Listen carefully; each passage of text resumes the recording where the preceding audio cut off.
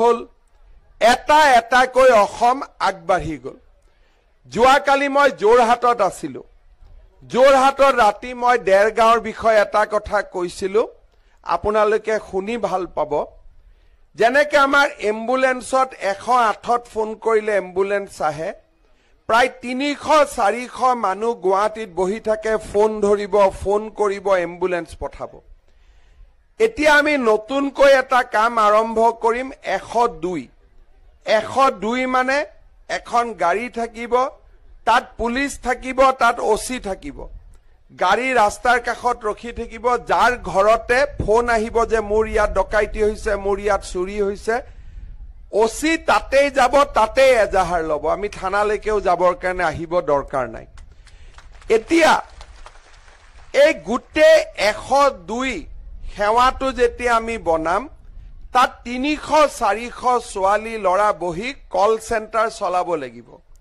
মই যেতিয়া পুলিচৰ লগত কথা পাতিছিলো যে এই চেণ্টাৰটো ক'ত হ'ব, তেওঁলোকে ক'লে গুৱাহাটীত কৰিম। মই বোলো গুৱাহাটীত কিয় কৰিব লাগে, গুৱাহাটীততো ইমান কাম হৈ আছে, আপোনালোকে এই কামটো এইবাৰ দেৰগাঁৱৰ পৰা কৰক।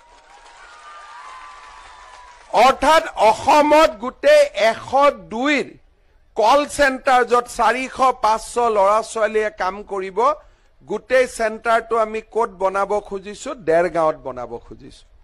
যোৱাকালি মই যোৰহাটৰ মিটিং এখনত এই কথাটো কৈছো।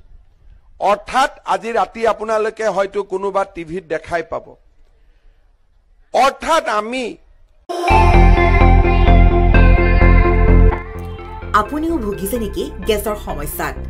গেছ আৰু লিভাৰ ৰিলেটেড সকলো সমস্যাৰ একমাত্ৰ সমাধান গেষ্ট্ৰচিটি। বডজম, এচিডিটি, ফেটি লিভাৰ, পাইলছকে আদি কৰি ভিন্ন গেছৰ সমস্যাৰ সমাধানৰ বাবে কেৱল আপোনাৰ কাষত গেষ্ট্ৰচিটি।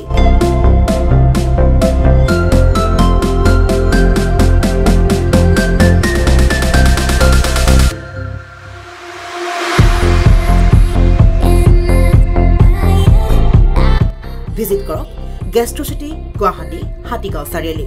যোগাযোগ নম্বৰ 7577999909।